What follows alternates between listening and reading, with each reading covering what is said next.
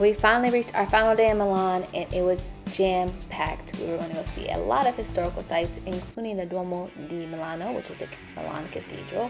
And in order to get in, ladies have to have their shoulders and their knees covered. Our shoulders were already covered, but our knees were not, so we had to run over to Zara and buy some pants, all in 10 minutes.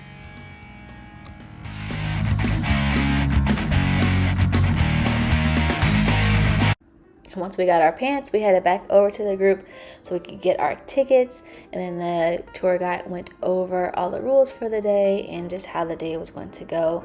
Now, this Duomo di Milano, it's a beautiful, beautiful structure. Even if you aren't religious, it's just a great place to go to.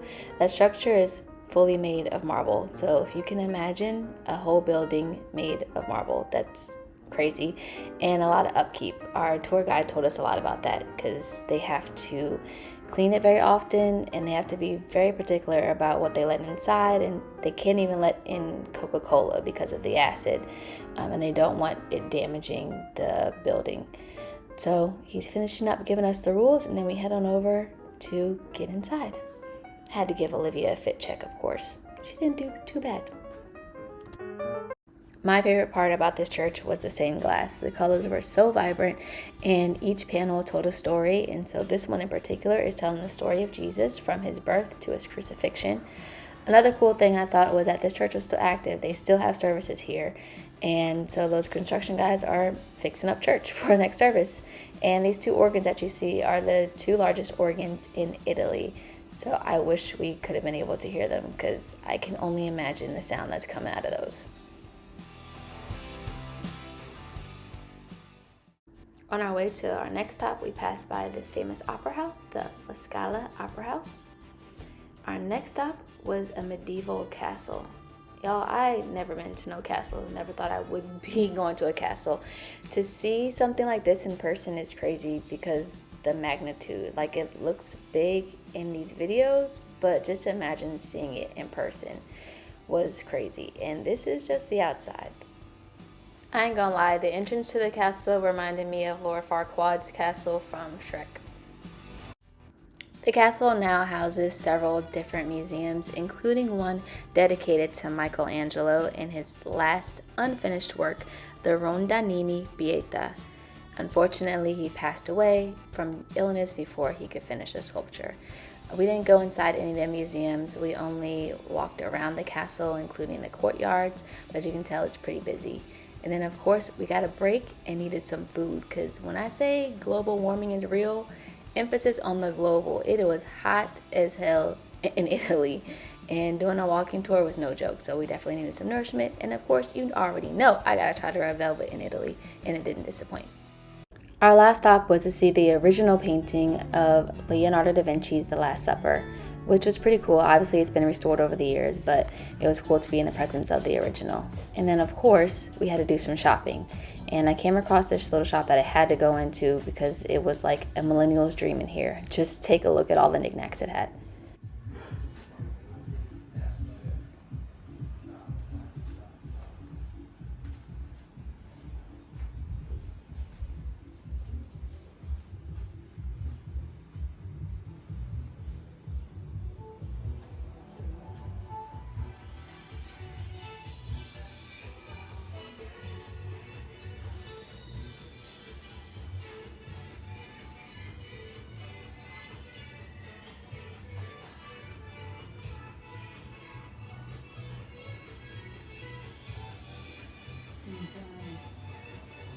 That's some kids. I think that's some kids.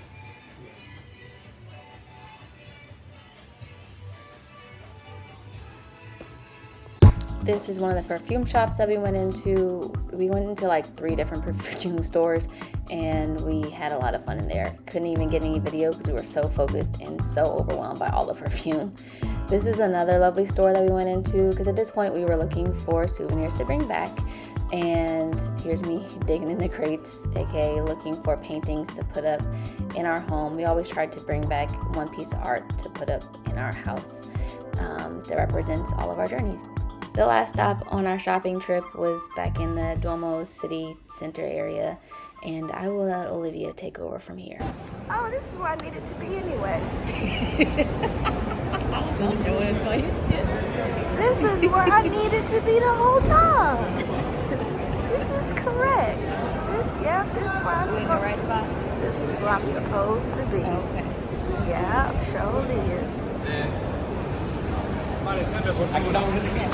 Off your face. Even McDonald's. I know. I can get it all done right here. So as you can see, this was the more luxury, high-end area, and not only it had high-end stores, but like the cool thing about it is that some of these stores are like the original stores of these brands. Like they had the original Prada store, which was pretty cool. But we were on a budget, so we just window shopped. Before we headed back to the hotel, we went and stopped by this cute restaurant to get something to eat. Here's my wife taking selfies before we got started. For our appetizers, we had this shrimp bruschetta. Let me tell you right now. That was so good. That bread literally melted in your mouth. I ain't never had bread that melted in my mouth before. Those potatoes, fire, seasoned perfectly. Olivia had the king crab. She didn't really like that sauce that was with it too much. But she said the crab was good. And then, of course, a salad. For my main course, I had some king crab spaghetti. It was decent. It was all right. I liked the little basil thing, crumbles that was on top of it. It was decent. Nothing to write home about. And obviously, I could not leave Italy without having some gelato. So we found this gelato place. This was our last stop. Last stop before we headed back to the hotel.